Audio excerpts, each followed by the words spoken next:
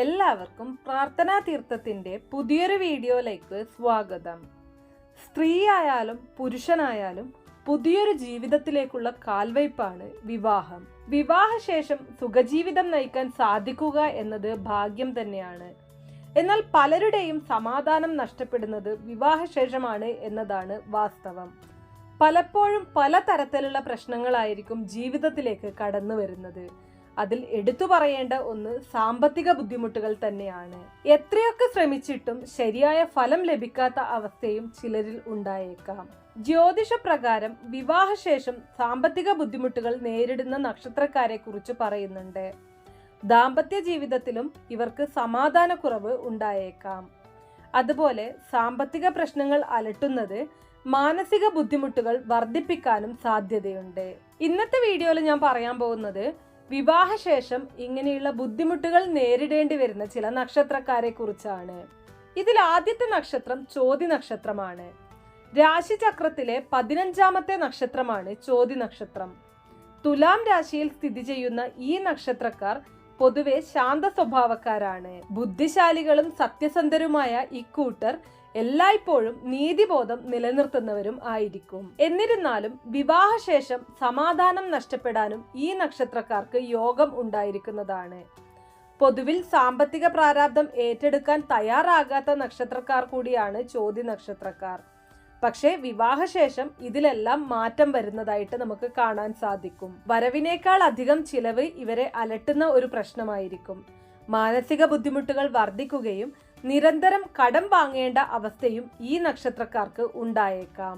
കഷ്ടപ്പാടുകൾ വർദ്ധിക്കുന്നതും പണത്തെക്കുറിച്ച് ആലോചിച്ച് ഉറക്കം നഷ്ടമാകുന്ന ദിനങ്ങളും ഈ നക്ഷത്രക്കാരിൽ ഉണ്ടാകാൻ സാധ്യതയുണ്ട്. അടുത്തത് വിശാഖം നക്ഷത്രമാണ്.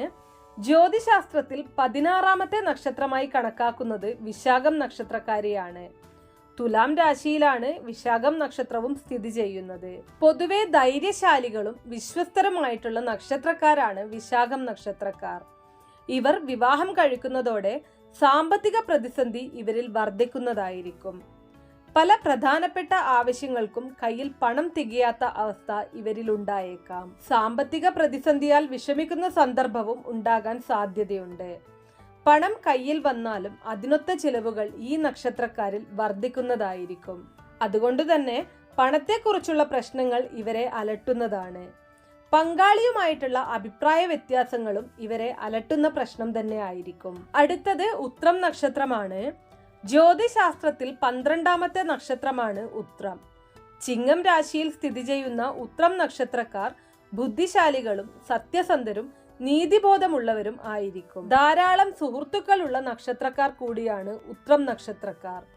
ഉത്രം നക്ഷത്രക്കാർ വിവാഹം കഴിക്കുന്നതോടുകൂടിയാണ് ജീവിതത്തിൽ പ്രശ്നങ്ങൾ പലതും കണ്ടു തുടങ്ങുന്നത്. പങ്കാളിയുമായി നിരന്തരം അഭിപ്രായ വ്യത്യാസങ്ങൾ ഉണ്ടാവാനും ജീവിതത്തിലെ സന്തോഷം നശിക്കാനും സാധ്യതയുണ്ട്. പ്രണയവിവാഹമാണെങ്കിൽ പോലും ഇത്തരം പ്രശ്നങ്ങൾ ഈ നക്ഷത്രക്കാരെ നിരന്തരം വേട്ടയാടാനുള്ള സാധ്യത കൂടുതലാണ്. സാമ്പത്തിക പ്രതിസന്ധി ഇവരിൽ വർദ്ധിക്കുന്നതായിട്ട് കാണാൻ പറ്റും.